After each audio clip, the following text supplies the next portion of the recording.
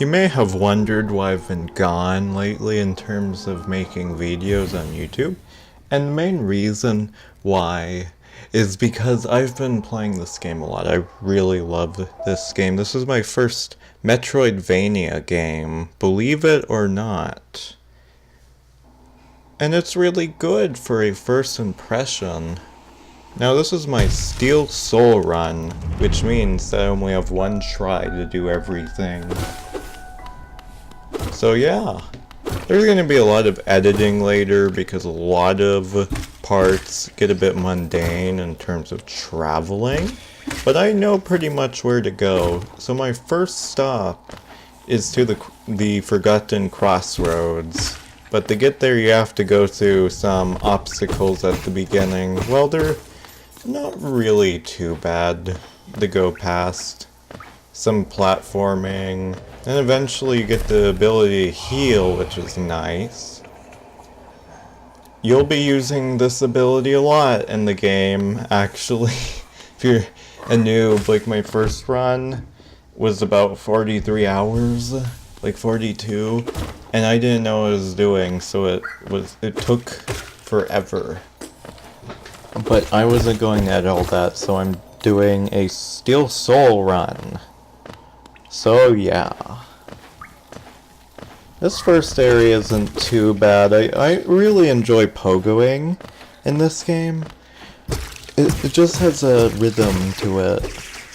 You know, you just press the button to attack. In this case I was using the Xbox controller, so X. And then you just repeatedly do that. And it sort of has a rhythm to it. And you need it later in the game for a lot of stuff, especially for the Pass of Pain. But you know, I'm gonna start spoiling stuff. So if you don't want to get spoiled, then don't watch this, because I'm gonna be talking a lot. Now this is going to be 19 minutes, because I feel like 30 minutes is a bit too long. I'm gonna be cutting out a lot of traveling later. Like about 2/3 in, I do a lot of navigation around the map, and it gets really boring.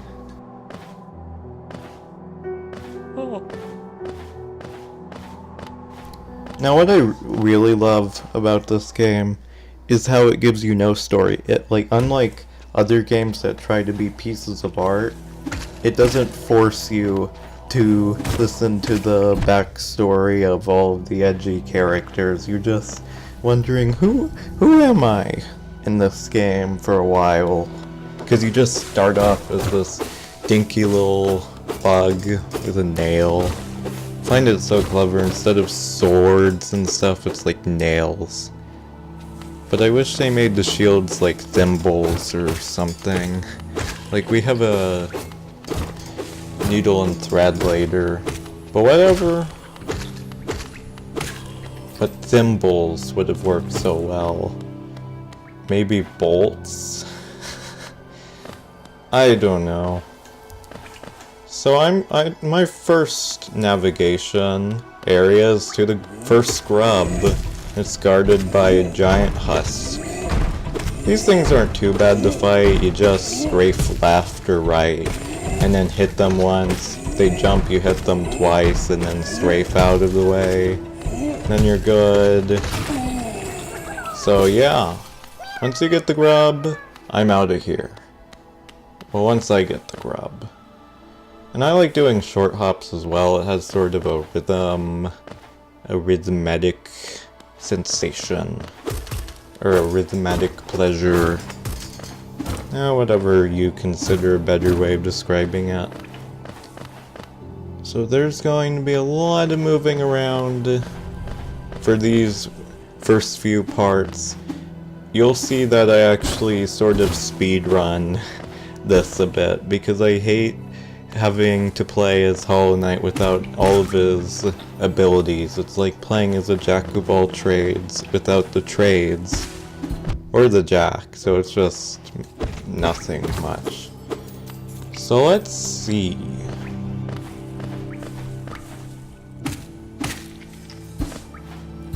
I really love how this game is like, oh, you get lost the first time, but then the second time, you know where you're going. Like, I don't use maps until, like, the 6-hour mark, and this run was 10 hours long, which is pretty cool.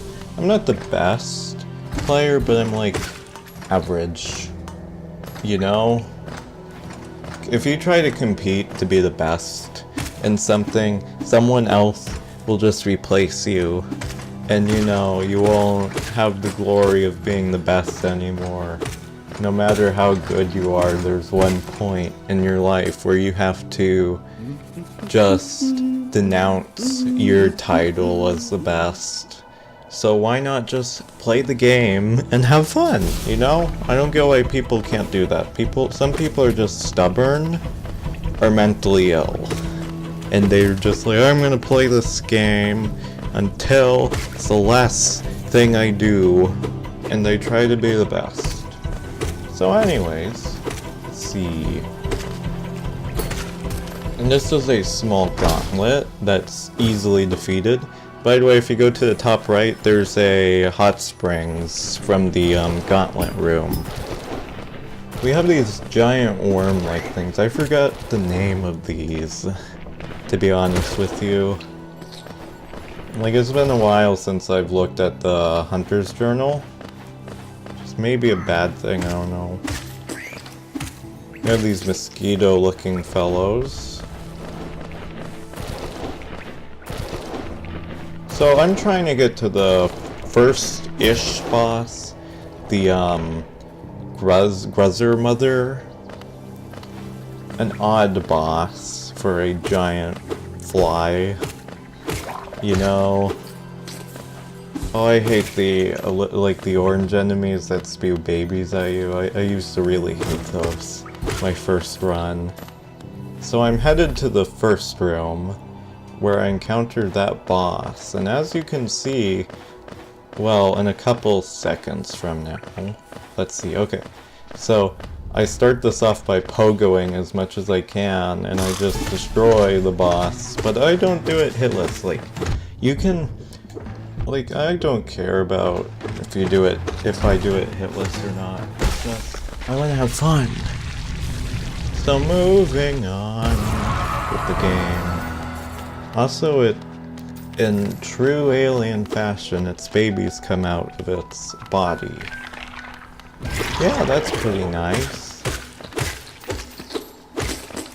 So anyways, after this fight, you can go ahead and find Sly, who is in one of these, shells, these huts, these,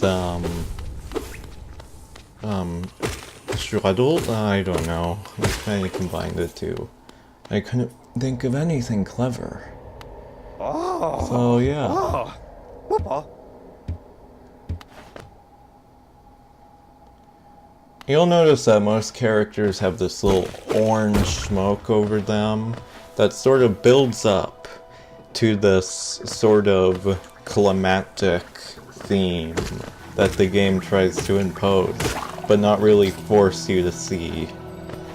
But I'm just continuing on my quest, killing all of the annoying enemies. Well, those aren't really annoying per se. They can, like, if you're trying to fight them in midair, there's something of a problem, but they're not too bad. So let's see. Sorry if I say that a lot. I'm talking while scrolling through the video, so I know exactly where I'm at. So let's see. In a couple seconds, yeah. You can actually do this very easily with pogoing. I do this in the first try. I love pogoing. So once you freed that grub, I just continued off on my quest. And I have the whole Forgotten Crossroads memorized. So would that mean it's the memorized Crossroads now, or... because I didn't forget. Okay. I also jumped through this area to get those, Geos? Or Geo. And also, Let's see, I'm about right here. Yeah, there's a hidden grub in this wall right here. I always found that pretty cool, how the game can hide stuff, but eventually if you look hard enough, or if you use Google, you'll find something. There's also a switch up there that allows you to do a shortcut. There's a lot of shortcuts in this game. Like, it's like highways. You just go to a certain area. Sometimes you pay a tax in order to get through there. But it's a shortcut. There's another giant husk and I just strafe left and right. By the way, if you get hit by their clubs, it will do 2 masks of damage.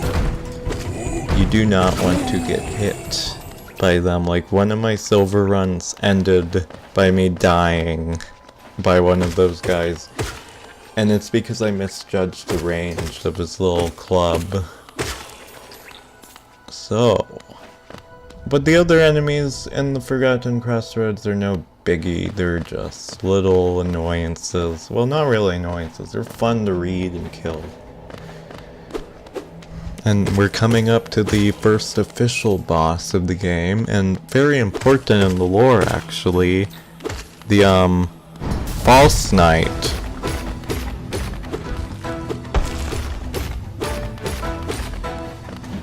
Yeah, but the False Knight is really interesting because, like, a grub, the maggot, whatever he is, takes over the armor. Now you have to kill him.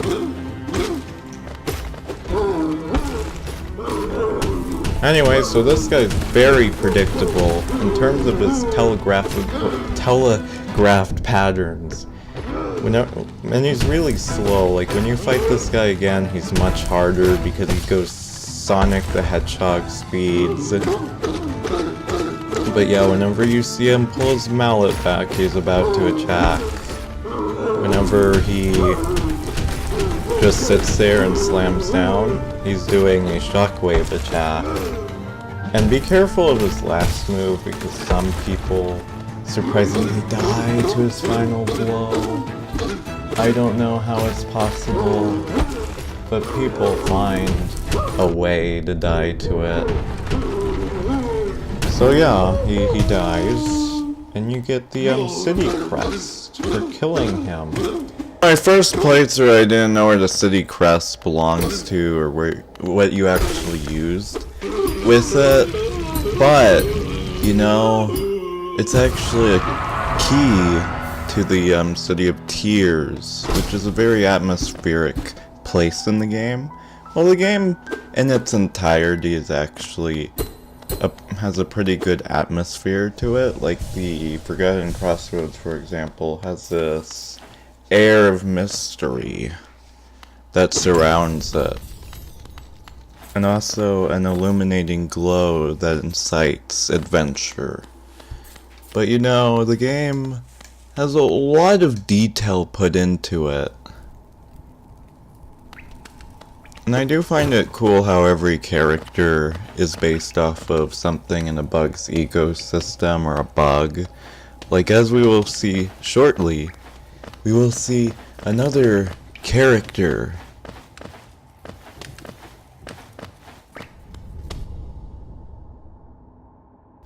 A snail shaman. You would think these people are really slow or something because they're snails, but surprisingly they're quite wise for snails. He gives you the first spell and the first offensive spell in the game, the Vengeful Spirit, which does not a lot of damage compared to its upgrade later in the game. But it does more damage than your nail does at this point of the game, so it's decent, to put it simply. Now you encounter these little, not really millipedes, since they only have 4 legs. Forget their exact names. But these roly-poly enemies can be easily pogoed off of. You can't up-slash them, they'll immediately gravitate back down to the ground for some reason. But you just attack them once, strafe to the right or left, then attack them again, strafe to the left or right, and then attack them a couple more times, rinse, wash, and repeat, and they die. That's pretty much what you do against them. Now this area has some platforming in it, not really a lot. It's pretty easy, I'd say. Your main attraction here is killing off the big honcho of the group. But that's a bit later on into this. There is this area you can go to if you want to be there a bit longer, or if you want to get some soul. But if you continue towards the left, you can actually find some blue blood creatures that if you kill them you get more HP, but it's temporary. It's HP, if you lose it, it's gone forever, essentially, until you kill some more blue blood creatures. So yeah, once you have some extra HP, you can obviously go to the head honcho, roly-poly. It takes 4 vengeful spirits to kill, so if you spam 3 at it, you can just kill one of its spawns or babies and get a little bit of soul and then kill it. And you get your first charm. Well, in the beginning of the game you can pogo off of some spikes and get another charm, but this is the charm I usually get first. It's the soul catcher. It gives you a little bit more soul whenever you hit an enemy, which is a pretty decent. And then you talk to the shaman snail a bit. You never see him. Well, I think you see him once more in the game. But yeah, he's a bit crystallized in that part, if I remember correctly.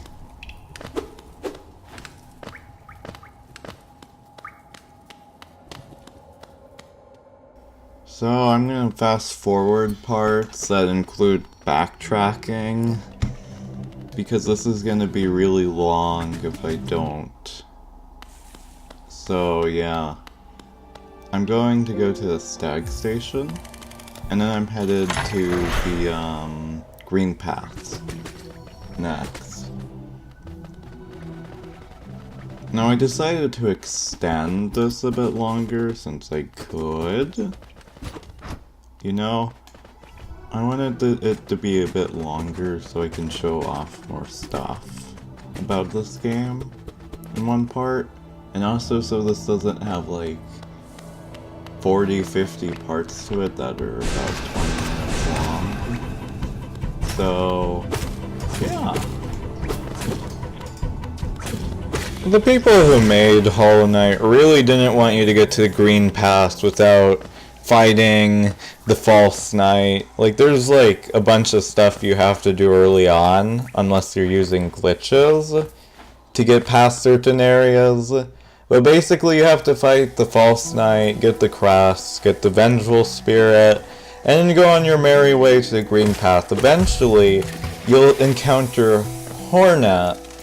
It's a couple seconds in the recording, of course.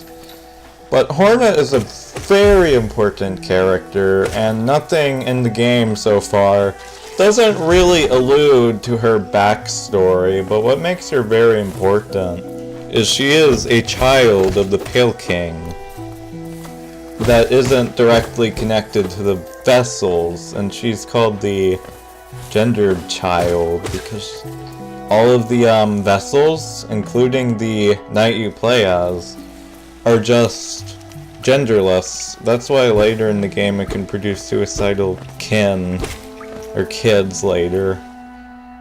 So Green Pass is pretty much a very beautiful looking, cut and dry, foresty area. And I really enjoy this area a lot. Now there's a lot of stuff I don't go into with this area. Like if you go to a certain area, you can encounter a, forgot the name, but it's like those bush enemies that ram into you. You can encounter a bigger version of that somewhere in the green path. I don't think I ever get to that boss in this playthrough, actually. Because, like, originally I was gonna make this 100%, but then I got bored. So maybe I'll be doing a more in-depth playthrough later, you know. Maybe. But this was a pretty good run for a silver run. Silver runs are very unforgiving because it's like you die once, you're dead, and most bosses will kill you very quickly if you're not very careful. Because the knight you play as is very fragile for somebody of his caliber. I do encounter some glitches where the cuttable platforms don't fall all the way down. So I just try to stand under them and they're like, oh, what's happening?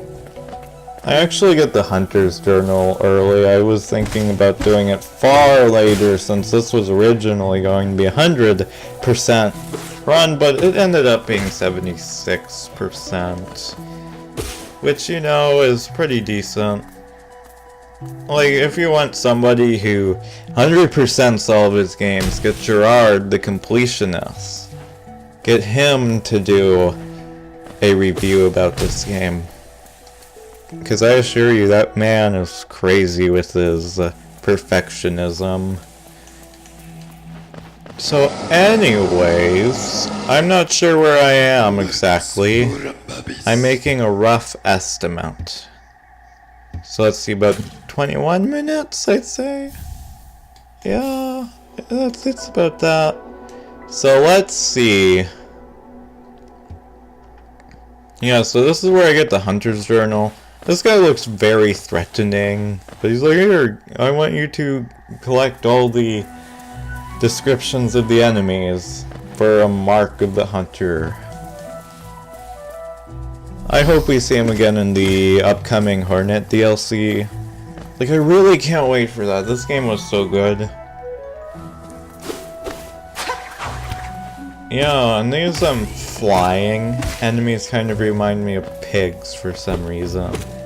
Like, their heads kind of look like snouts, but that's actually where their eyes are, which is kind of strange when you think about it.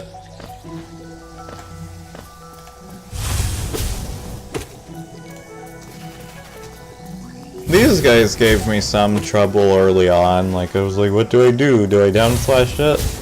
But now you can just, but now I know you can just run into it, slash it, and then continue running at it, and kill it with a lot of efficiency, actually.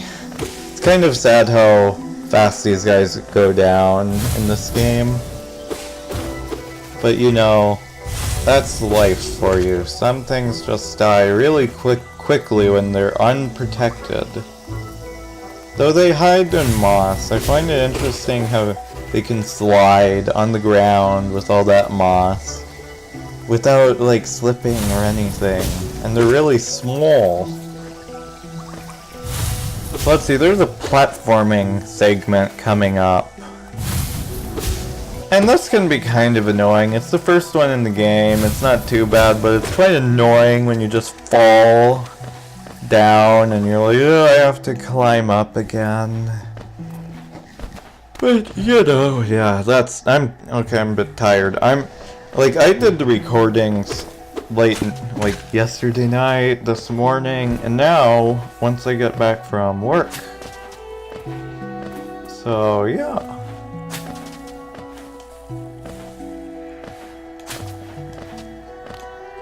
One of the few problems I have with Hollow Knight is sometimes when you fall into a pit or get hit by a saw blade, you get teleported far away from the platform you jumped off of and got hit from.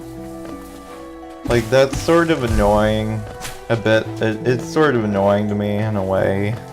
It's like, oh, I built up all this distance by platforming and then I fall down. But you know, Hollow Knight's a really good game in my opinion. I can't wait until the Hornet patch, because she has a lot of lore that's undiscovered. It's gonna be kind of weird though, because she's a bit taller than Hollow Knight is, and the game's sort of built around Hollow Knight's small height in the game. Also, I made the thumbnail by myself. I decided, hey, I want to make it a hammer since, you know, hammer nails. Because why not? Like, Hornet has a thread and a needle.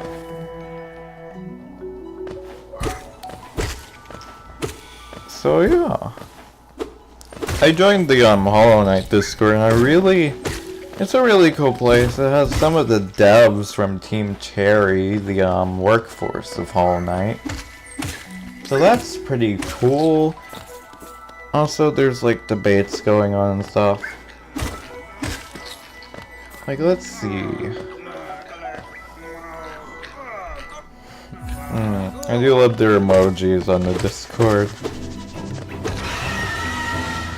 No, it's kind of sad though. You know, the big wait for the new content pack is really tiring. So, the problem with waiting is that you have to have patience. And I don't really like waiting in most circumstances because waiting is just boring, you know? So let me see where I'm actually at. So this is the part where you use a toll machine to go through this area. You should have a lot of geo, assuming if you have killed a bunch of enemies. You know, there's a good charm called Gathering Swarm that just picks up all the geo for you, and you're pretty much good, and you get really rich because a lot of enemies drop a lot of geo.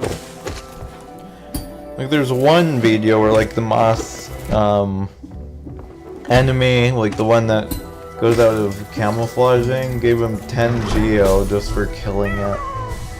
Don't you love the logic of, like, killing an animal in a game and then suddenly, like, a wallet just pops out of them? It's like they swallowed it or something and now they're just throwing it out. Like, who would base their currency about indigestible rocks inside the beasts of Hollow Knight? Like, that's something I found really fascinating about some games. Oh. Let's see. Also, I do love collecting the grubs. They're very adorable in the game. They're just so adorable. Yeah, but the Moss Knights aren't too bad. You just have to try to pogo off of them. And then they will die very soon. They're very vulnerable from the top of their head because, like, when they're attacking, they won't shield it. They'll only shield it when they're idling. The only problem is sometimes they jump back and then they flash like a quarter second afterwards. And then they get you. So anyways, after cowarding from a fight from some Moss Knights, I continue on my quest. And now the Hornet fight comes very near, if I say so myself. Hornet, the first Hornet fight isn't too bad, because she's very slow in this first fight. They don't want you to get overwhelmed in this fight at all. Which is pretty easy to beat. One time I beat her in a good 30 seconds. But Hornet, like, she sometimes telegraphs, she telegraphs her throw attack by making that signature call she does. And also, she loves jumping around. Whenever, she just crouches down and acts like a spring, that's when she's jumping. And sometimes when in midair, she either does the dive attack, or just straight up uses her threads as sort of like a force field of pain. And usually she does that attack if she's jumping and she's trying to land near you. And I think that's about... Oh, she also has a small dash attack, which she uses, but that's about it. She should go down. She doesn't die, unlike most enemies, because she has plot armor. Nah, I'm just kidding. She was testing you. But yeah, you get the Mothwing cloak for beating her in the duel. The duel. You know, like Yu-Gi-Oh! And so I'm gonna cut it off here for now. Well, in a couple of seconds. But I hope you enjoyed this. Goodbye!